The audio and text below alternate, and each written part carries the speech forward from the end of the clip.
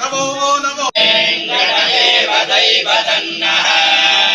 శ్రీ శ్రీనివాస పరమైవదన్నః శ్రీ శ్రీనివాస పరమంధనన్నః శ్రీ శ్రీనివాస పరమాత్మతిర్నః శ్రీ శ్రీనివాసాయ శ్రీనివాసాయ మంగళం వీరం మహావిష్ణుం శరణ్యం సర్వతోముఖం నృసింహం భీషణం భద్రం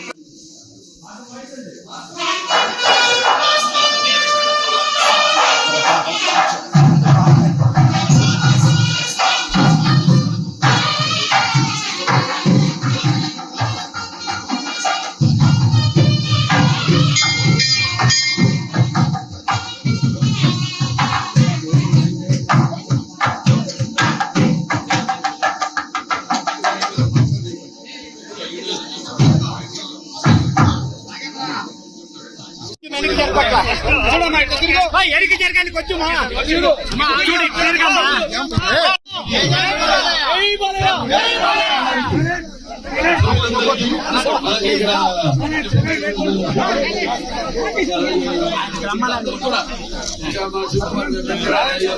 పోరాట సమితి అధ్యక్షుడు అందరూ కార్మికులందరూ కూడా ఏ దేశం ఆ దేశం అభివృద్ధి చెందిందంటే సర్ఫేస్ ట్రాన్స్పోర్టేషన్ వల్ల ఒక మూల నుంచి మనకి ప్రజలు రవాణా సౌకర్యం కల్పించడం. నా గుర్తు ఆనాడు అటల్ బిహారీ వాజ్పేయి గారు ప్రధానమంత్రిగా ఉన్నప్పుడు మన కాబోయే ముఖ్యమంత్రి వర్యులు చంద్రబాబు నాయుడు గారు ఆనాడు మరి ఒక సంస్కరణ తీసుకొచ్చారు. వాజ్పేయి గారు చెప్పడం జరిగింది, ఇలా మీరన్నీ రోడ్డు అనుసంధానం చేయండి, దేశం దానంతటి అదే అభివృద్ధి చెందుతుందని. ముందు ఆయన నమ్మలేదు.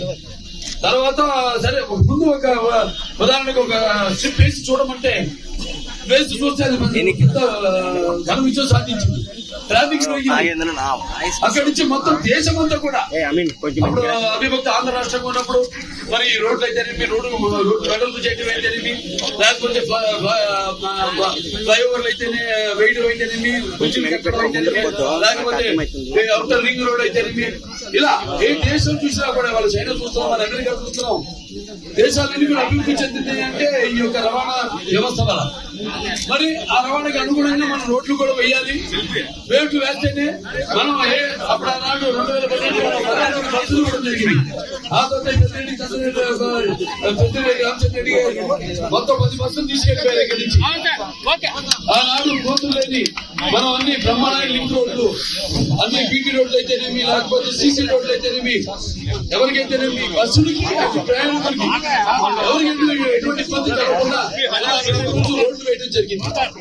మనం చూస్తున్నాం ఇప్పుడు ఇవాళ రోడ్లు మరి అతివృష్టి అన్న ఉట్టుపెట్టడం వర్షాల వల్ల లేకపోతే అనివార్య కారణాల వల్ల రోడ్లు ఏదైనా దెబ్బతింటే కనీసం అక్కడ గోతులు మట్టి కూడా పూడ్చే పాపానికి పోలేదు ఈ ప్రభుత్వం. దానికే తగిన శాస్త్రం మీరంతా చెప్పారు. అలాగే ఎంతో మంది ఇక్కడి నుంచి కూడా బయట రాష్ట్రాలుగా పక్క రాష్ట్రం బెంగళూరు అయితే కర్ణాటక గడుతుంటారు, గార్మెంట్ వర్కర్స్ అయితే అలా ఇవాళ చూస్తున్నాం. మన బస్సులు తక్కువ అయిపోయి ఈ రవాణా తక్కువ అయిపోయి వాళ్ళ ఎలాగైతే ఆటోల్లో ఒక్కొక్క ఆటోల్లో 10-20 మంది ప్రయాణం చేస్తూ వాళ్ళ ఎంతో ఇబ్బందులు పాలవుతున్నారు. అటువంటి పరిస్థితుల్లో మనం ఆనాడు ముఖ్యంగా ఈ యొక్క ప్రయాణ వ్యవస్థకే ముఖ్యమైన ప్రాధాన్యత ఇచ్చి ఆనాడు ఎటువంటి ప్రయాణ అసౌకర్యం జరగకుండా అందరికీ రవాణా సౌకర్యం కలుగజేయడం జరిగింది.